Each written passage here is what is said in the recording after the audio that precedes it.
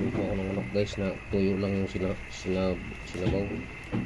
Yan, timpla natin tuyo lang. 1 kilo to guys yung ating adobong manok. Ilagyan natin ng sibuyas, bawang at saka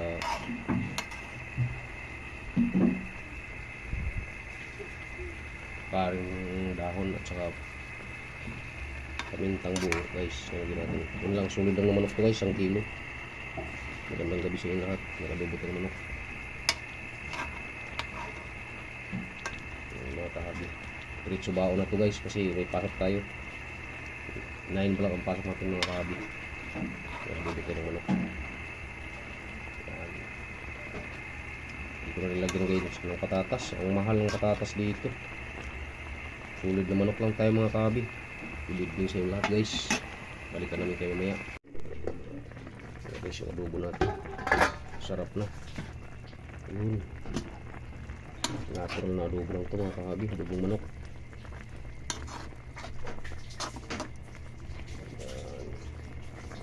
Sarap na ng kulay nya guys, golden brown na. Ito natin mga kahabi kung tama sa tinta ito. Daming dahon guys oh.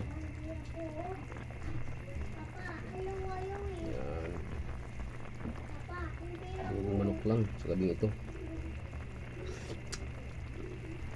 Mag-add pala ako guys ng ano, suka. Lagyan natin ng suka.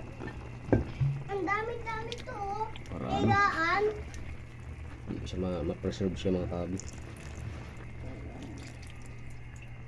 Yan, suka yan mga guys. Yan, takpan natin ulit. Balikan namin kayo mamaya. Ayan na guys, ito na guys. Ito tapusin yung aking video mga kahabi. Maraming salamat sa inyong pagmamasid. Pasupport na lang mga guys, pa-share and like. Huwag mong kalimutan yung aking munting channel, Ramel Aplicador Vlogs. At huwag mong kalimutan pindutin yung notification bell sa bandang nating video guys, para updated tayo sa mga panibagong nating mga video. Maraming salamat sa inyo mga kahabi.